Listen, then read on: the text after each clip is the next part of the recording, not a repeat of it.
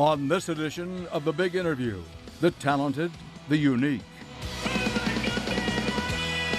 the always entertaining Meat Loaf. I will not allow them to use the word legend, star, or superstar.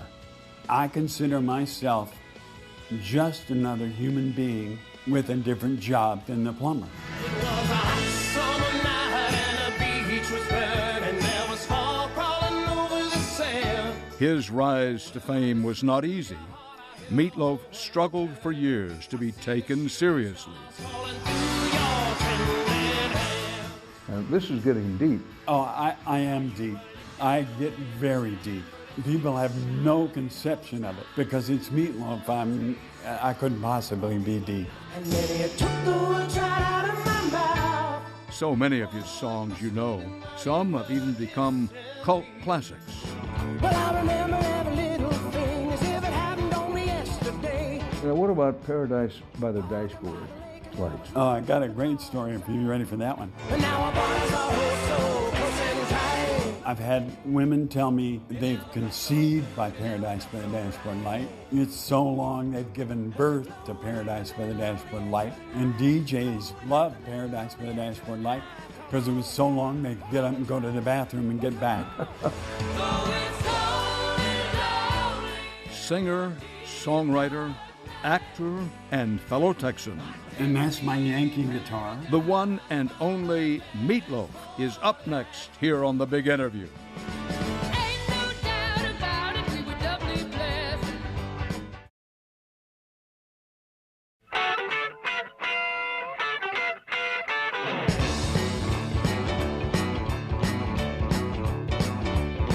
But I remember every little thing as if it happened only yesterday. Parking by the lake and there was not another car inside. Meat Loaf is one of a kind. His parents named him Marvin, but from an early age, growing up in Texas, the oversized kid with an outsized personality And I would do anything for love. He's had dozens of hits. One of his best-known songs, I'd Do Anything for Love, But I Won't Do That, reached number one in 28 countries and won him a Grammy. I won't do that.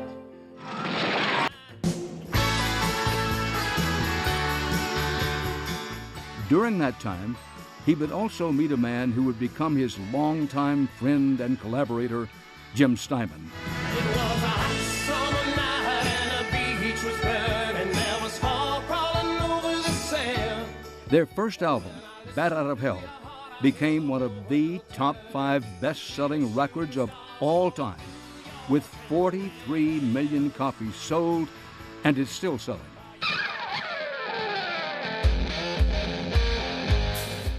With all his success as a singer, one might be surprised to find out Meat, as he likes to be called, considers himself an actor first and foremost.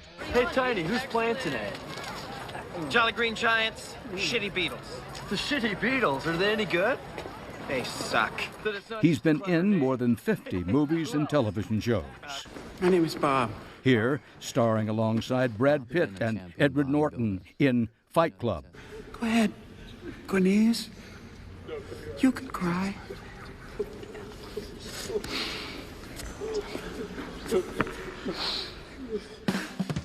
Now, Meat Loaf is known to be a real character, so I was eager to get to know the man behind the persona.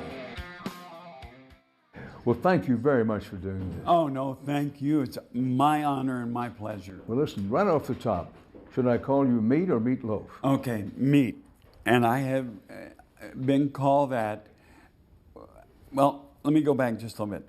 When we first put out Bat Out of Hell, I mean, it's rock and roll. And people have weird names. But everybody just kept talking about my name. If somebody asked me about my name, I'd make up a story. Right. But the true story is my dad was a policeman. And I was born bright red. I stayed red. So the doctor suggested I should stay in the hospital a bit longer. So he comes to the hospital dressed in his uniform, I guess, one day, and talks the nurses. And he said, I'm doing the best Texas accent. My son looks like 4.5 pounds of ground chuck. So they made a card that goes in the front of the crib, and it said meat. And he made them put me right in the middle and leave me there. So all the other people that came to look at their babies, they saw me laying there with meat on the front of my crib. So that sticks with you. Yeah, it never went away. And in the 8th grade, I stepped on a coach's foot, and he screamed, "Get off my foot, you hunk of meatloaf."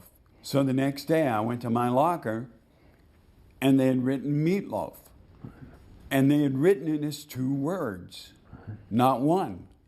About the only thing that can make me completely insane is when people write my name as 1 word. Rather than Meat. capital M, loaf, capital L. Yes. Well, how are you feeling these days? I mean, you recently collapsed on stage, which everybody knows. How are you feeling? Yeah, no kidding.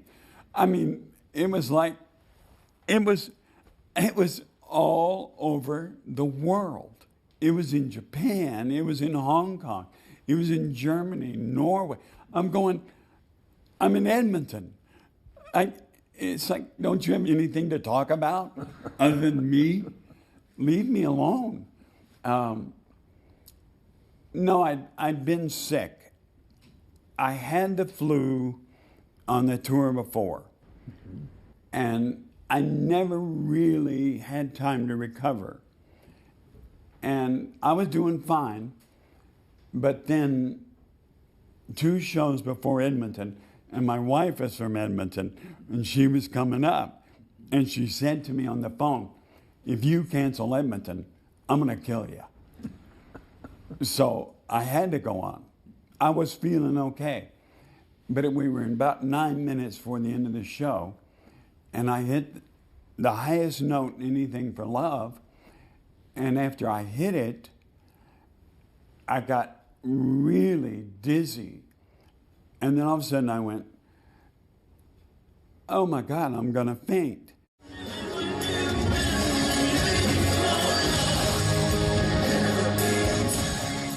So I said, I'm just gonna sit down instead of fall down.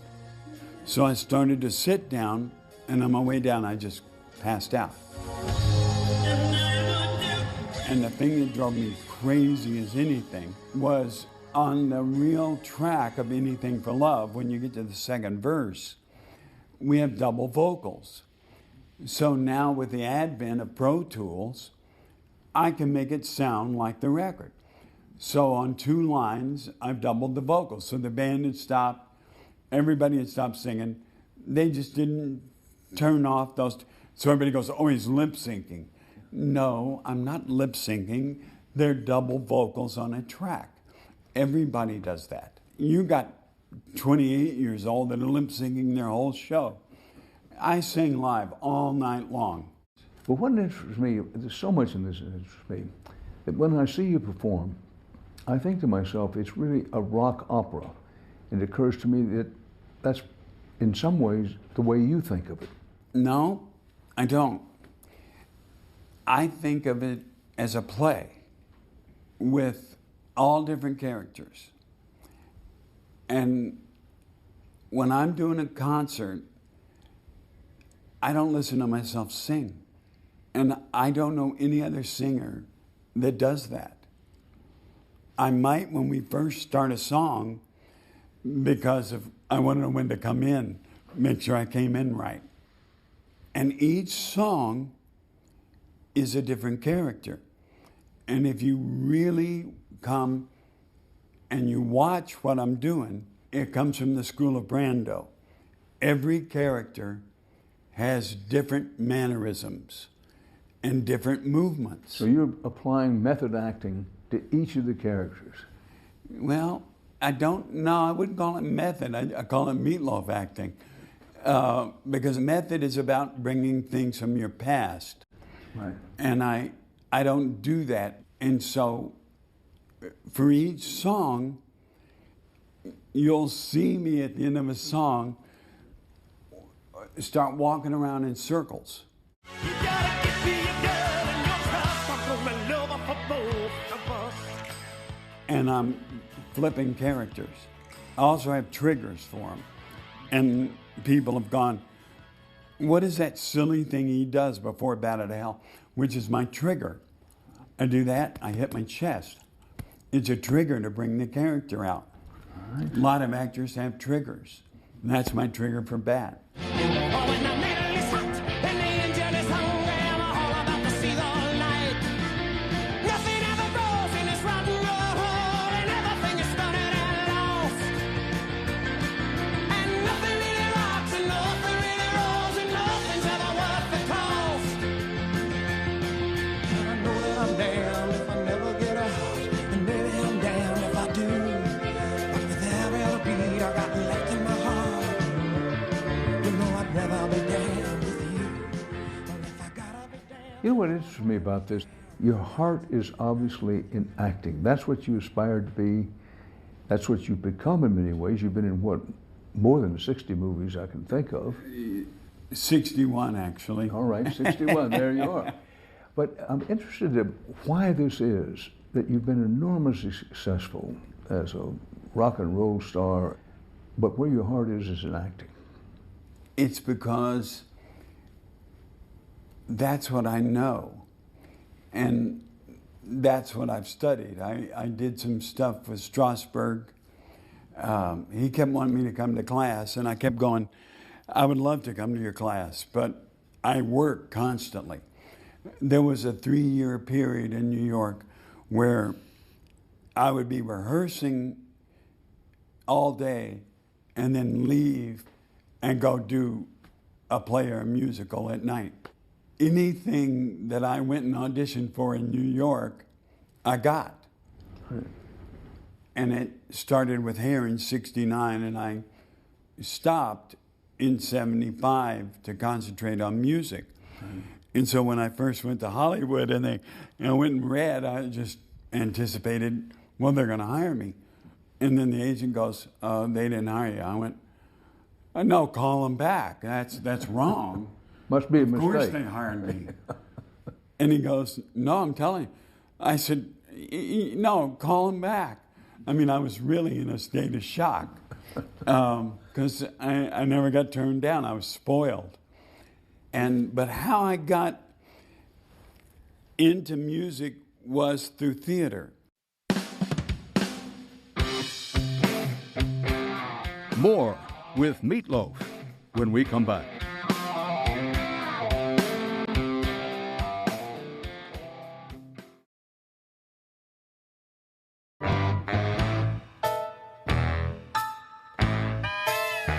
Who needs the young? The revelation of their faces and their hair. Meatloaf's latest album, Braver Than We Are, is a testament to friendship. Rarely in the music business do relationships endure like that between Meatloaf and his producer, writer, and friend, Jim Steinman. This latest album is their fourth together. They've worked as a team since the 70s and have often been at odds. At least that's the way it's been chronicled in the press. But according to Meat, the headlines don't tell the whole story. The new record we have coming out, Braver Than We Are, I consider that a tribute to Jim Steinman. The whole album opens with a song called Who Needs the Young, which is the most politically incorrect song ever written. What makes it so? I can't tell you on camera. It's so politically incorrect, we'll get stoned. All right. But trust me. That would not be a new experience for me. No, or me, trust me. But there's things like, I can give you one. Is there anyone left who can see? Blind him. It's worse than that. It goes on. It gets worse than that. Is this album like anything else you've previously done? No, because Jimmy, in a sense it is, and in a sense it's not.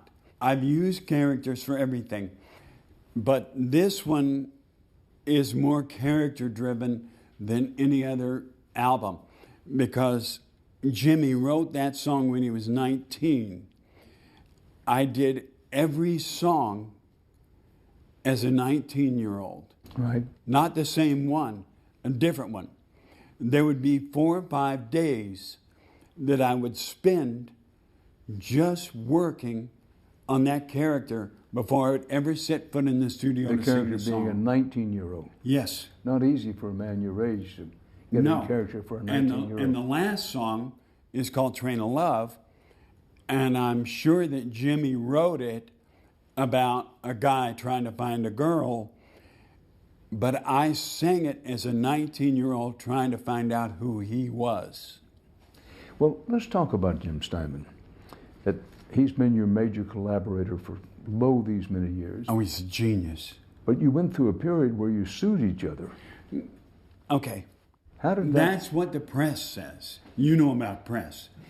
I know a few things about the press, so Yeah. let's set the record straight. What happened, and how did you get back together? How did you go through that and come out the other end? We've never not stopped talking. Jim and I have never sued each other, really. It's always been record companies or managers or lawyers or something. Well, this is contrary to the public narrative, the narrative in the press. Oh, absolutely. Is that you hated one another. It drives me insane. But you never stopped talking to one another. No. And you didn't view it, and he didn't view it as suing each other. You saw it as lawyers suing one another. Yeah, like on Battered Al 3, which he was supposed to produce, and there was gotten a huge fight between managers and lawyers, and they told us, don't talk to each other. And so when we went to do this record, I'd gone to his manager about 4.5 years ago, maybe close to 5 now. And I said, I want to do a record with Steinman. And he goes, oh, Jimmy can't do it with you. And so I went, oh, okay. So I went back home and I sent Jim an email. I said, let's do another record. He wrote back, he says, oh, I'm up for that. And so he would send me songs and I'd go through them. And we went through about 6 months worth of songs. Nobody knew we were talking. We had started recording for about 4 months, and his manager found out about it. And his manager started going crazy, and Jim just told him, go away. And I designed the album cover. I can't say this or I'll get sued. Trust me. A certain way, and it's pretty easy to figure out without me having to say it. You see me on the left side, and you see Jim on the right side of the cover, and we're fighting the 4 horsemen of apocalypse, but in the background you see the crossroads of North by Northwest from Hitchcock. The 4 horsemen of apocalypse is the record industry. Now, this is getting deep. Oh, I am deep. I get very deep. People have no conception of it. They just, because it's Meatloaf, I couldn't possibly be deep. Braver than we are. You say it's nothing like you've ever done before. No. Is there a line running to Bat Out of Hell? Oh, yeah. It's based on his musical, which is finally getting done in England in February. And it was called Dream Engine. Then it was called Neverland. He's been writing this musical since he was 18 years old. And we're the same age. He's 69, and he's finally getting it done. As a stage presentation. Yes, and I'm so happy. I couldn't be happier for him. I almost gonna cry because it's been his dream for so long that it actually is happening. Well, we'll go back to Bat Out of Hell for a moment. Would you say that of all your works, you're best known for Bat Out of Hell? Oh, yeah. No question about it. Oh, yeah. It sold like 44 million copies. And Well, it's one of the biggest selling of all time. yeah, If see you- the if you third say or you count fifth. the whole years. The span And of nobody years will ever catch it now. is incredible. But what about... And everybody hated it when it came out. It took 10 months, and it took the president of CBS named Walter Yetnikoff, a couple of other guys, the guy who was head of CBS Classic, the head of Epic, and two of my best friends ever, John Belushi and Gilda Radner, to make that album actually break. And Gilda and John pressured Lorne Michaels for 9 months to get me on Saturday Night Live. He finally gave in and put me on the next to last show in '78. That broke after that show. Ladies and gentlemen, Meat Loaf! That's what catapulted Bat Out of Hell. That's, well, all the work I'd done up till then, but that's really, yeah, the rock that broke the castle wall. Looking for something new. And you were nothing but a lonely girl, but you were something like a dream come true. Now, what about Paradise by the Dashboard Lights? I got a great story if you're ready for that one. Remember Casey Kasem, who used to have America's Top 40? Yeah. Well, Paradise got to number 37, and he wrote a letter.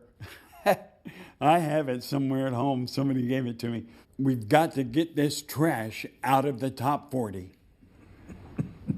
He would be crazy at the moment at what's in the top 40. Well, to know this lasted this many years, I take your point at the time. He said, we got to get this Yeah. quote, trash Yeah. out of it. He'd be amazed. It still sells worldwide briskly, I would say. Yeah, it probably sells 50, 60,000 a year. It's gone in the last 5 years in America, sold 1 million copies.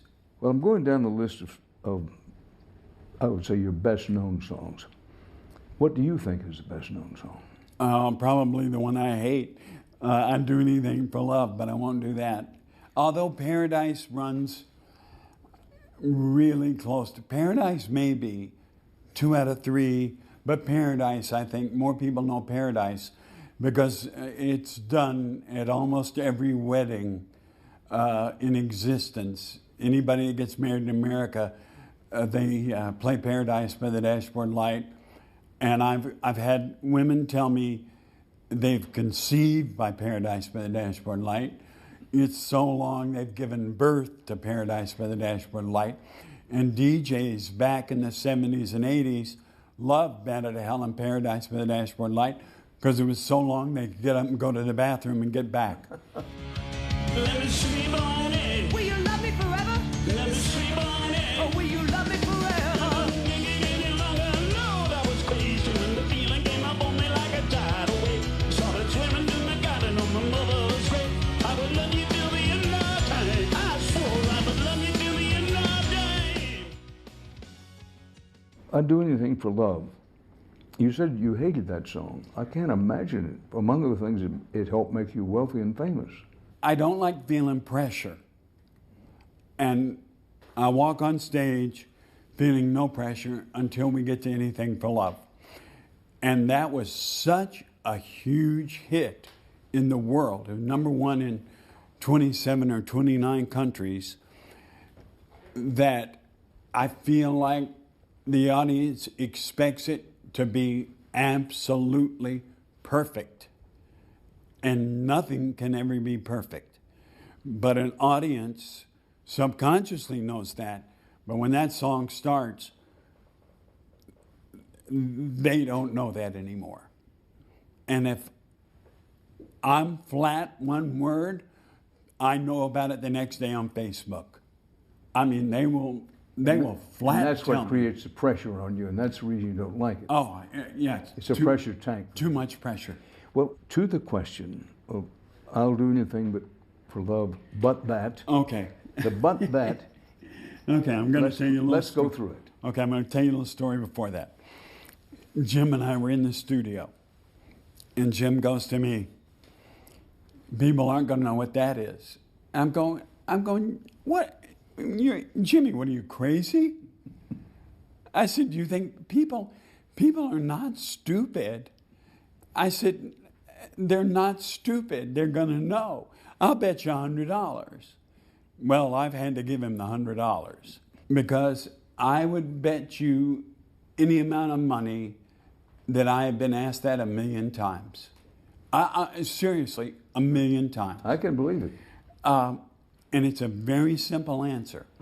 It's just that Jim, the way he writes, I will do anything for love. I'll do anything for love. I'll do anything for love. I'll do anything for love, but I won't do that.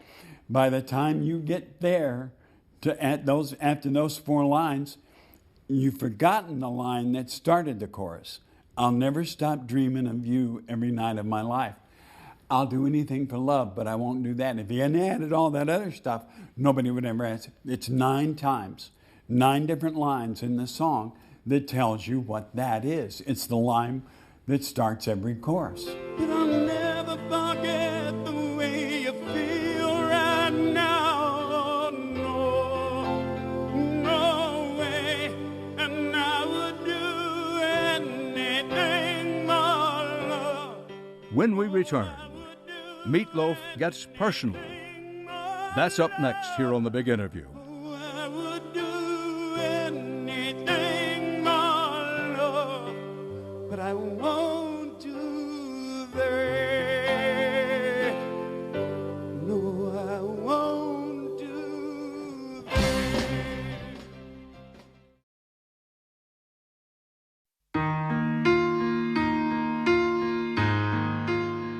To hear him tell it, it's nothing short of a miracle that Meatloaf survived his childhood, much less went on to fame and fortune. He was born in Dallas, raised by his mother, who was a teacher. His father was a former Dallas police officer, but Meat remembers him more as an abusive alcoholic, one who beat him and once tried to kill him. Meatloaf would have to pull his father out of bars late at night with his mother waiting in the car. We have this picture. Your father, by your description, is an alcoholic, a bad alcoholic. Yeah. Your mother's a school teacher trying to bring things together, hold things. And incredibly intelligent. How did that affect you? Well, they both died at the age of 54. My father died 4 years after my mother. I have a difficult time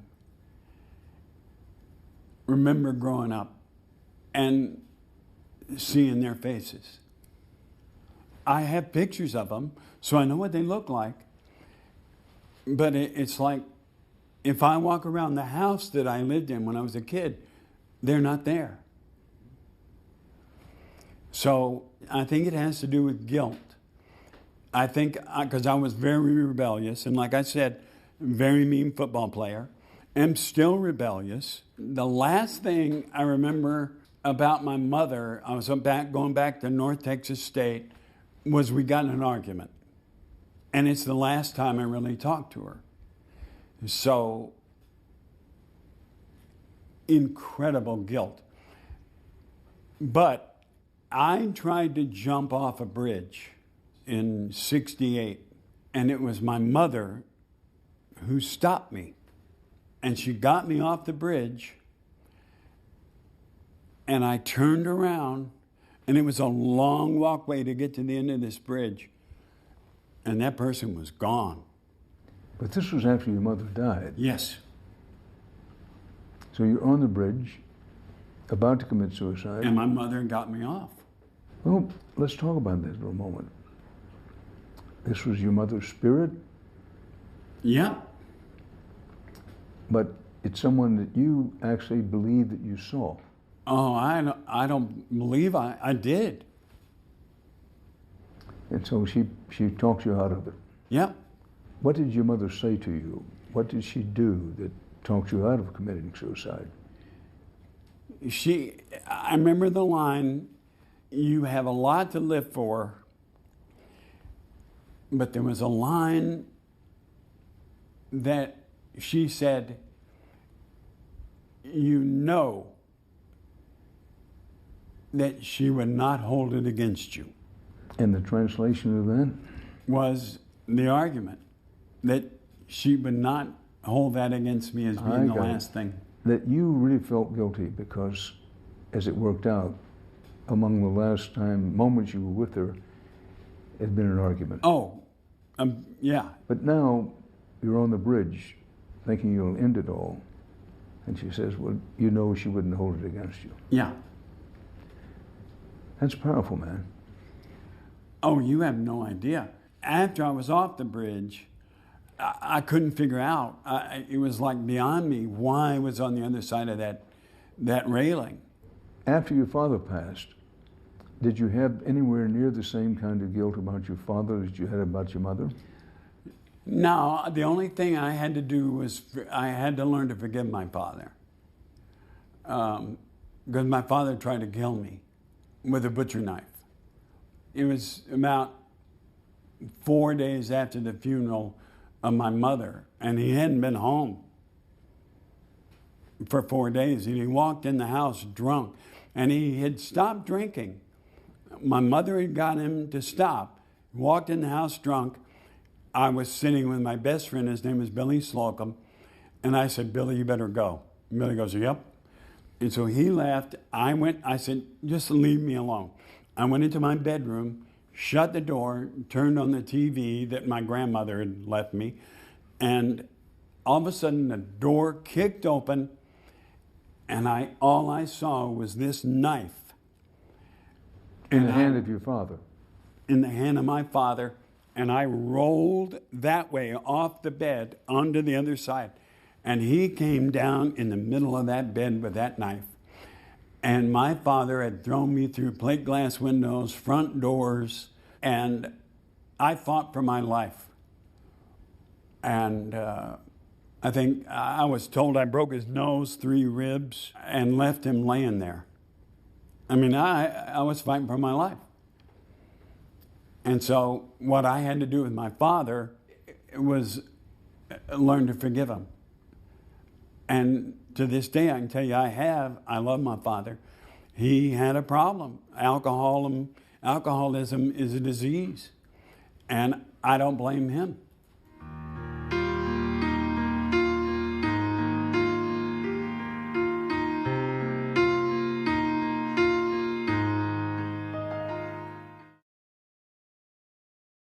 Why can't the gods up in heaven assemble and on the battleships, bombers, and mines? This picture is called Pulp Art. If you want to know Meatloaf's private passion, take a look at what he's collected in his Austin home. I have the biggest collection of pulp art owned by an individual in this country. Really? It's a treasure trove of movie posters, ducks, I collect ducks. These are carved ducks? No, they're just little rubber ducks. Now, man, you talk about rubber ducks, you're talking about rubber ducks. Wow, what a collection. and sports memorabilia. This is a game-worn helmet. From a career of rubbing elbows with athletes and celebrities around the world. Says Meatloaf, you one of the best pitchers I ever faced. Good luck, Joe DiMaggio. Very true. Tremendous collection. I want to shift the focus here just a Go little for bit. it. You said you approach on stage, you want to be in character. You want to be a character. Did you walk in your day saying, okay, I'm going to be a character, and this is the character I'm going to be? No. No, when I do interviews, I don't. Well, I appreciate that. When I do interviews, you get to see the real me. Well, let's talk about the real you. I mean, we know, those of us on the outside, we know you by your acting, by your music, by your touring, by all of those things. But who are you? Okay. I'm really very shy. I hate going out anywhere. I don't like going to dinner. I will go if the right person. If you ask me to go to dinner, I go with you. And I wouldn't want to be Brad Pitt. Being Brad Pitt is, I don't know if you've ever interviewed him or not. I haven't. But he's a real human being. But it would be really hard to be Brad Pitt and stay that human being, because I know what it's like for me, and I'm not even close to that level. So if I'm going to go to the grocery store, I know I'm going to get stopped. I'm going to get stopped, and people are going to ask me to sign the milk carton. You just know that's going to happen. So you prepare yourself for that, and you deal with it as a best you can. And about me, I will not allow them in any advertisement, record, touring, anything, to use the word legend, star, or superstar, because I consider myself just another human being with a different job than the plumber. I have a job, and that's what I do. And my whole band and crew when we go to shows and we leave, the theater manager or the promoter will come and go, "You guys are unbelievable. You're like real people." I go, "Absolutely. We are real. We are real people." Well, what makes you mad? What makes you really angry? People who are stupid. I have a phrase, I see dumb people. Well, you must be angry quite a lot if dumb people make you angry. Yeah, not a lot, but I don't get real mad. I just go, I can't. Are they insane? It's frustrating more than anger. What makes you cry? Everything. I just cried a second ago. Everything. Dogs on TV, army movies. I'll cry at sometimes Law and Order. Well, you know, I wouldn't have expected that, to tell you the truth, because you were telling me you're kind of a weeper. Oh, I'm really sensitive. Now, you spent the time on The Apprentice. Yes. There is this video of you going, what shall I say? I don't want to say you went nuts. Oh. You went berserk. And Gary Busey. But it had started the night before. Okay! In the annals of reality television, there are few moments like this. Mother! What's wrong? I bought those mother sponges! Meatloaf was one of the contestants on season 11 of The Celebrity Apprentice. That was all mine in my basket. Oh, mother! According to Meat, actor Gary Busey, another contestant, got in fights with most of the cast. A combination of lingering tension, coupled with lack of sleep, resulted in short tempers. I am the last person in the world you ever wanna with! Gary is driving me completely insane, and I walk down the street to get a basketball that I want to use with Mark McGrath. I say to Mark, I said, "Gary's driving me nuts." He goes, "Meat," and this is what my wife said the night before, "Whatever you do, do not get angry." Because she knows when I get angry, look out, Katie, bar the door. Well, you certainly didn't take your wife's advice, because I didn't clearly take it. Well, they edited it. That's not how it happened. They edited it out of sequence. So it looked like a continual argument. Right. And they didn't, they did, but you got to be really quick to see it, that Gary really did, I know this is childlike, have my paints, and John Rich found Gary's. But looking back on it, you used the word childlike. Yeah. That was pretty childlike to have that kind of explosion. Completely. It made me look really small. Well, it didn't exactly make Busey look terrific either. No, but he wasn't. You know what they saying is, whoever yells first loses. That's true. Well, I got one other piece of music I want to talk to you about. It's all coming back to me now. It's another Jim Steinman song. Yeah, done originally meant for Bat Out of Hell 2. Okay, tell me that story, because when I know Celine Celine Dion did it, Yeah. she made it. It was enormously successful. Well, it's So a the Jim story is, Steinman song. It's a brilliant You song. had your hands on this before. You could have been in Bat Out of Hell too. Well, I heard it as a duet. Jimmy didn't at first. And then I explained it to him, how it was. Whether he knew it or not, he wrote a duet. And he goes, well, we've already got a duet with Anything for Love, so I can be mad at him for this. In fact, Jim, I'm mad at you. So he knows I'm not. We just wrote an email before I got here. He said, we'll save it for the next album. I said, okay, fair enough. In the meantime, Celine Dion called him up, or called up the manager. Right. And the manager goes, you have that song all coming back to me now. And he goes, you've got that song, let's give that to Celine Dion. And Jimmy goes, well, ask her if I can produce it. And so she said yes. So Jimmy went, okay.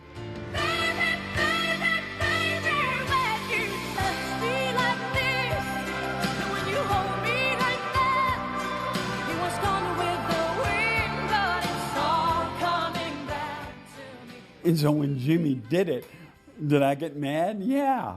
I went, what are you Why doing? not? Because it went skyrocketing on the chart. Yeah. And so on Bat 3, I redid it with a girl named Marion Raven, and it was #1 in Europe, #1 in Norway for 27 weeks.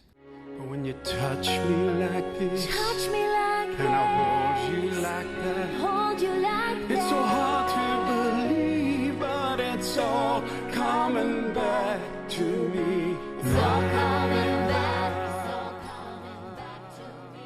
If you could only pick one favorite song, and I know it's very difficult when you've had as many successful songs as you've had, but if you could only pick one that you want to be remembered for, what would it be?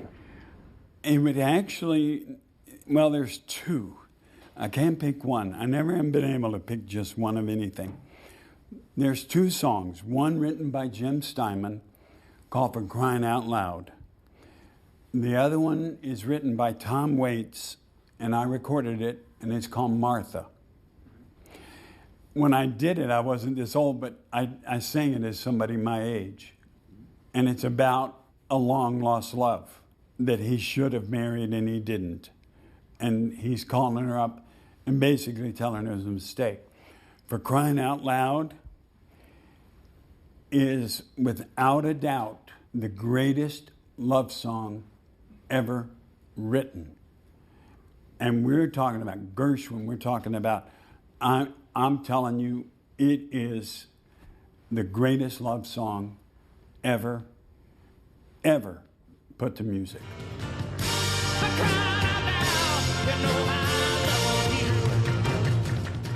I'll have more with Meatloaf when we return, so stay here with us.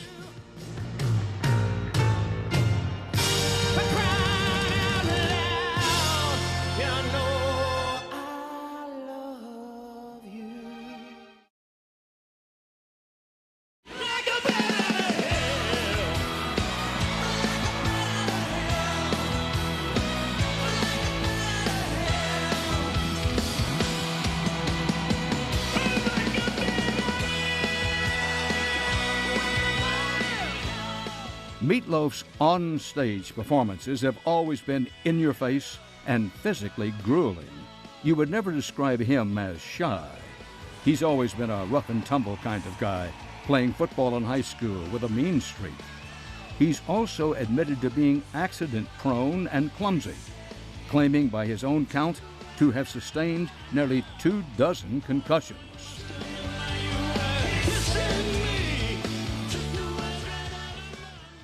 You've had one heart Yes. surgery, but you've had back surgery.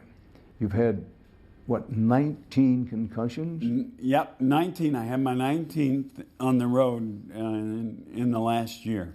Okay, you've had all this. So here's the question. You've made all the money that anybody could possibly need. You have worldwide fame. Why do you continue to do this? Because there's so much to learn, and there's so much I don't know about either craft. And there's so much about acting to learn. I have to learn something new every day. A new word.